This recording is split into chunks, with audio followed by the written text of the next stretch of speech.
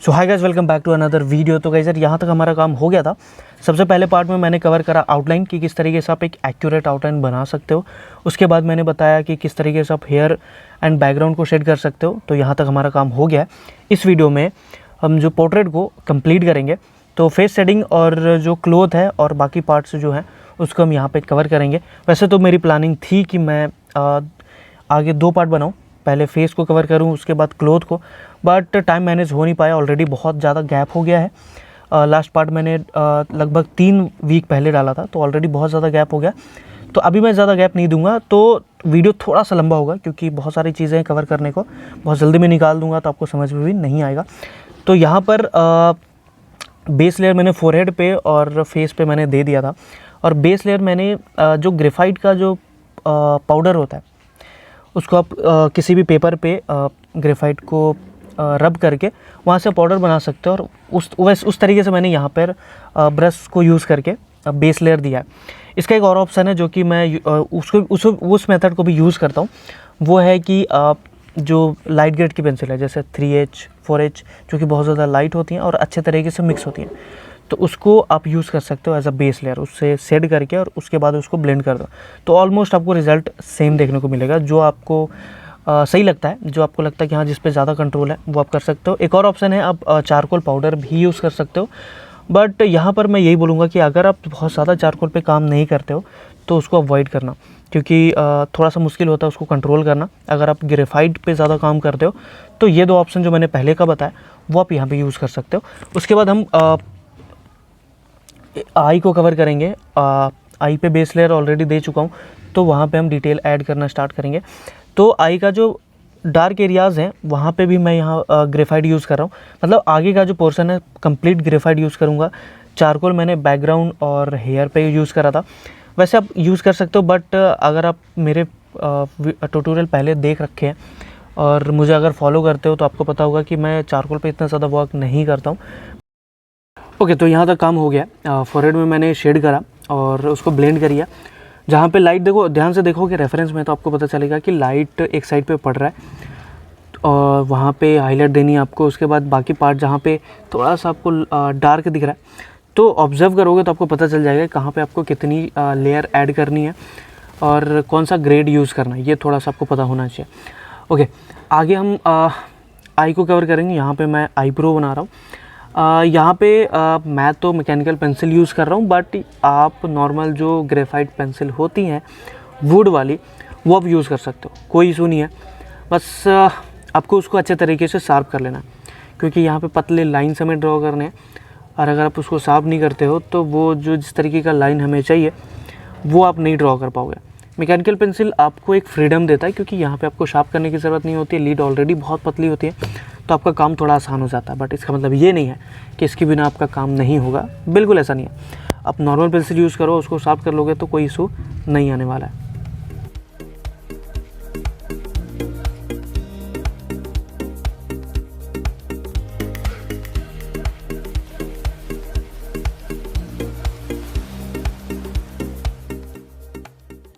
Okay, तो आगे मैं क्या करूँगा, जो बाकी पार्ट्स हैं फेस के, जहाँ पे मैंने हल्की सी बेस लेयर दी थी, जो कि आपको दिख भी नहीं रहा होगा वीडियो में, अब क्या करेंगे, वहाँ पे लेयर बाय लेयर जाएंगे धीरे धीरे। जिस तरीके से मुझे डार्कनेस और जिस तरीके का कॉन्ट्रास्ट लेकर आना है वो हम अचीव करने की कोशिश करेंगे, बट धीरे धीरे। पहले जहाँ पे भी शैडो है उसको थोड़ा सा डार्क करेंगे, उसके बाद और भी डार्क करने की ज़रूरत होगी तो वो नेक्स्ट लेयर में ऐड करेंगे। इस तरीके से लेयर बाय लेयर हम जाएंगे।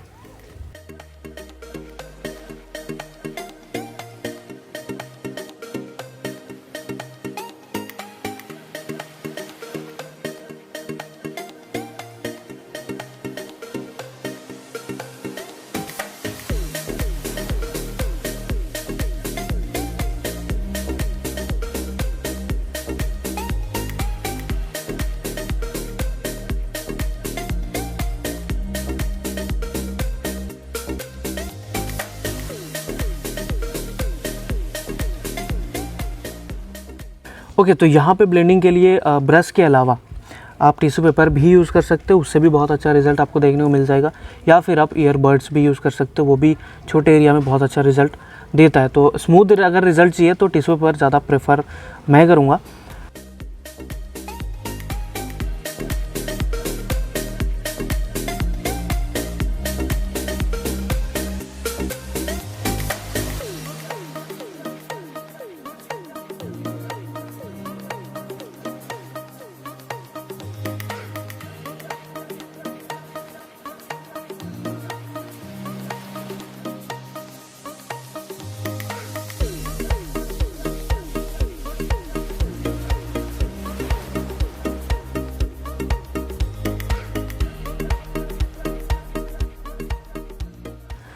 ओके, तो अब यहाँ से डिटेल में चीज़ों को ऐड करना स्टार्ट करेंगे।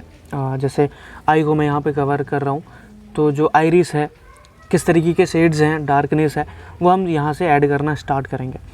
तो यहाँ पे मैं मैकेनिकल पेंसिल यूज़ कर रहा हूँ। अगेन वही चीज़ है, ये चीज़ आप नॉर्मल पेंसिल से भी अप्लाई कर सकते हो, बशर्ते कि आप यहाँ पर जो पेंसिल है उसको शार्प करो, क्योंकि छोटा सा एरिया है, A4 साइज में मैं बना रहा हूँ। और अगर मैं ऐसे देखूँ तो बहुत ही छोटा एरिया था, और छोटे एरिया में जब तक आप उसको शार्प नहीं करोगे तो जिस तरीके का रिज़ल्ट आप चाहते हो, डिटेल्स आप ऐड नहीं कर पाओगे। तो वो चीज़ आपको प्रेफर करनी है। बाकी चीज़ें तो आपको रेफरेंस ही बता देगी कि कहाँ पे आपको क्या करना है।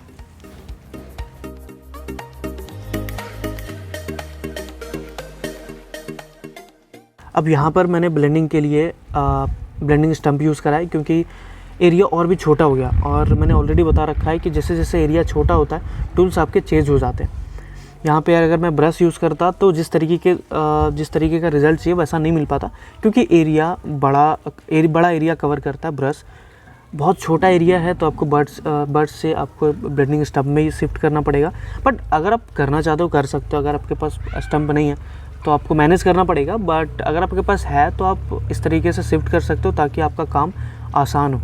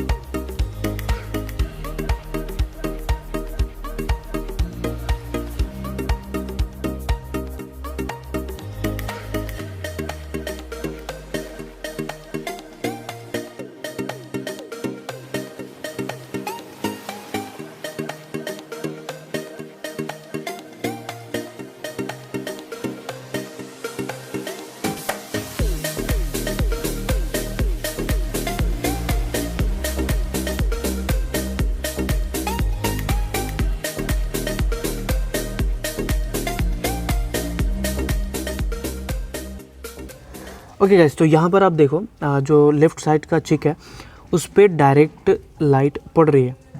पूरे पोर्ट्रेट का ये बहुत इंपॉर्टेंट पार्ट है, क्योंकि इसको अगर आप अच्छे तरीके से दिखा नहीं पाए, अगर यहाँ पे आपने हाईलाइट अच्छे तरीके से नहीं दिया तो चीज़ें गड़बड़ हो जाएंगी।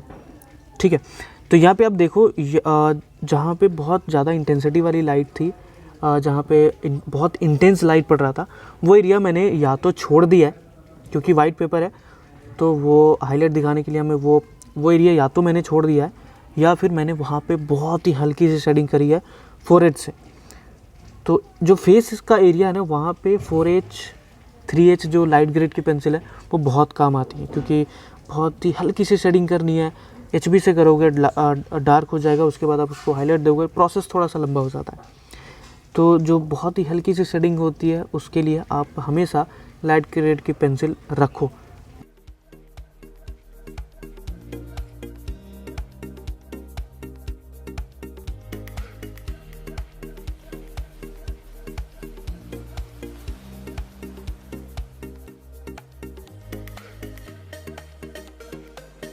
ओके गाइस, तो यहाँ पे बात करते हैं लिप्स की कि किस तरीके से लिप्स को शेड करना है। तो प्रोसीजर बिल्कुल सेम है। सबसे पहले तो आउटलाइनिंग मैंने शेप दे दिया था, और वहीं पे मैंने ध्यान रखा था कि ऑलमोस्ट 80% जो वो एक्यूरेसी है वो अचीव कर लूँ। तो यहाँ पर शेडिंग करते टाइम आप थोड़ा बहुत चेंजेस करके और भी एक्यूरेट बना सकते हो, तो वो मैंने ठीक किया। उसके बाद शेड करें, जो बेस लेयर दिया था पाउडर से, उसके बाद मैंने ऐड करे थे HB पेंसिल से, ताकि थोड़ा सा डार्क हो, क्योंकि यहाँ पे भी धीरे धीरे आपको लाइट टू डार्क जाना है, क्योंकि यहाँ पे टेक्सचर ऐड करने हैं। छोटा सा एरिया, ध्यान बहुत ज़्यादा रखना पड़ेगा, और थोड़ा सा भी अगर शेप गड़बड़ हुई तो एक्यूरेसी अचीव नहीं कर पाओगे। तो बहुत इंपॉर्टेंट होता है अगर आप किसी पर्सन का फेस बना रहे हो, और खासकर जब आप कमीशन वर्क बना रहे हो और यही चीज़ को वहाँ पे फॉलो कर रहे हो, तो वहाँ पे बहुत इंपॉर्टेंट होता है। तो लिप्स का एरिया और जो आई का एरिया होता है, ये बहुत इंपॉर्टेंट होता है किसी भी फेस को मैच कराने के लिए। तो हम एक्यूरेसी के लिए आपको शेप बहुत इंपॉर्टेंट है, जब आप आउटलाइन बनाते हो तो वहाँ पे मैंने कर लिया था। अब यहाँ पे लाइट टू डार्क जा रहे हैं, आराम से जाना है, कोई हड़बड़ी कुछ भी आपको हड़बड़ी बिल्कुल नहीं करनी है। खासकर लिप्स और आई वाले एरिया में आपको बिल्कुल हड़बड़ी नहीं करनी है। पहले मैंने HB से दिया, उसके बाद मैं गया 2B पे। 2B से मैंने हल्का सा डार्क किया, और जहाँ पे मुझे एक्सट्रीम डार्क एरिया था उसको कवर कर लो, कोई इशू नहीं है। जो टेक्सचर एरिया है, जहाँ पे बहुत ज़्यादा डार्कनेस नहीं है, टेक्सचर है, लाइट्स है, साइन है, तो उसको आपको धीरे धीरे कवर करना है।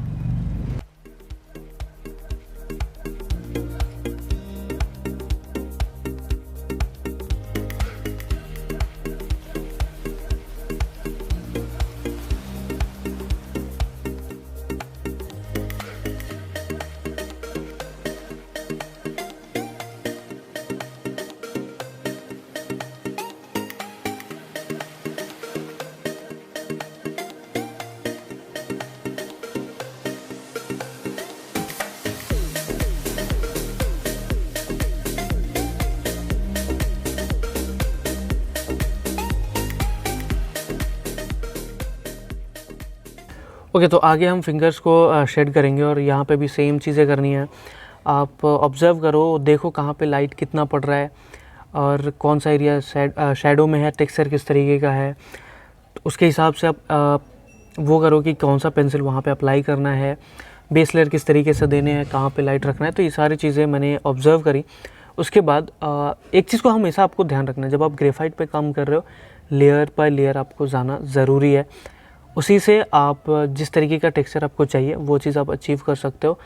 तो ये बहुत इंपॉर्टेंट है। बाकी चीज़ें आपको खुद करनी है, ऑब्ज़र्व करना है कि कहाँ पे किस तरीके से लाइटिंग है, क्योंकि अगर आप ये पाउडर देख रहे हो उसके बाद आप कुछ और बना रहे हो, तो वहाँ पे लाइटिंग कंडीशन सेम हो ये ज़रूरी नहीं है। तो प्रोसीजर, जो बेसिक चीज़ें हैं, उसको समझना इंपॉर्टेंट है।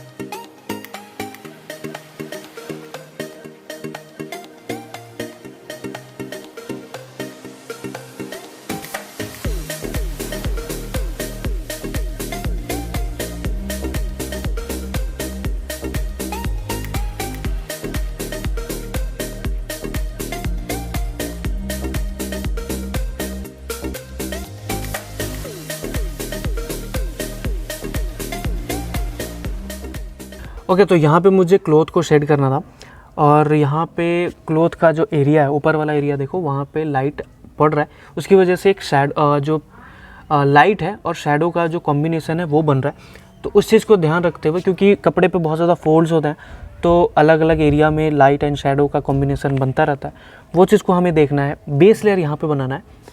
और एक और चीज़ इंपॉर्टेंट है कि जो क्लॉथ का जो कलर है वो वाइट है, तो बहुत ज़्यादा यहाँ डार्क करने की ज़रूरत नहीं है, हल्का सा बेस लेयर बनाना है। उसके बाद हम हाईलाइट देंगे, जहाँ पे लाइट पड़ रही है वहाँ पे हम हाईलाइट देंगे। तो यहाँ पे नीडेड इरेजर आपको काम आएगा, क्योंकि नीडेड इरेजर से बहुत अच्छा काम हो जाता है। अगर आप खासकर क्लॉथ के ऊपर अगर आप काम कर रहे हो, तो जिस तरीके का आपको रिजल्ट चाहिए, आपको बहुत ही आराम से और आसानी से नीडेड इरेजर दे देता है।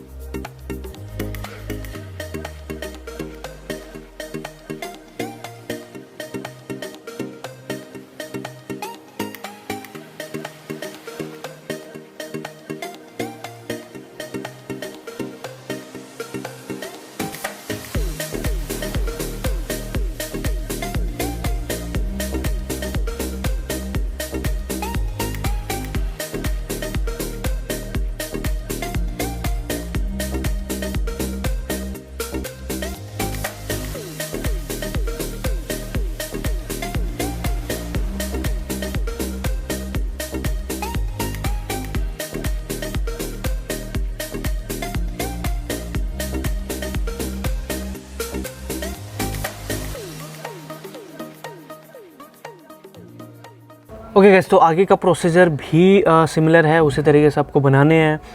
आपको एक चीज़ का हमेशा ध्यान रखना है कि जब भी आप पोर्ट्रेट बना रहे हो और शेड कर रहे हो, तो एक चीज़ का हमेशा आपको ध्यान रखना है कि एक टूल से आप बहुत सारी चीज़ें शेड कर सकते हो, बहुत सारी चीज़ें आप बना सकते हो। तो ऐसा नहीं है कि किसी जगह पे मैं ये टूल यूज़ कर रहा हूँ तो वही टूल से आप वो चीज़ बना सकते हो, ऐसा नहीं है। आप अलग अलग टूल से अलग अलग चीज़ें बना सकते हो, ठीक है। अगर आपके पास सिर्फ और सिर्फ पेंसिल है, आप उससे भी हर चीज़ कर सकते हो, ठीक है। तो आप बेसिक चीज़ें समझो कि मैंने किस तरीके से शेड करा है, क्या टेक्निक फॉलो करी है और कैसे मैं लाइट टू डार्क गया हूँ, कैसे मैंने शैडो अप्लाई करी है, वो चीज़ का ध्यान रखना है। आपको ये नहीं देखना कि कहाँ पे मैंने मोनो ज़ीरो इरेज़र यूज़ करा है, कहाँ पे मैंने नीडेड इरेज़र यूज़ करा है, कहाँ पे मैकेनिकल पेंसिल। अगर आपके पास नहीं होगा, इसका मतलब ये थोड़ी है कि आप ये पोर्ट्रेट इस तरीके से आप नहीं बना सकते। आप बना सकते हो क्योंकि अलग अलग टूल्स से आप अलग अलग काम कर सकते हो। तो आपको इस चीज़ का हमेशा ध्यान रखना है।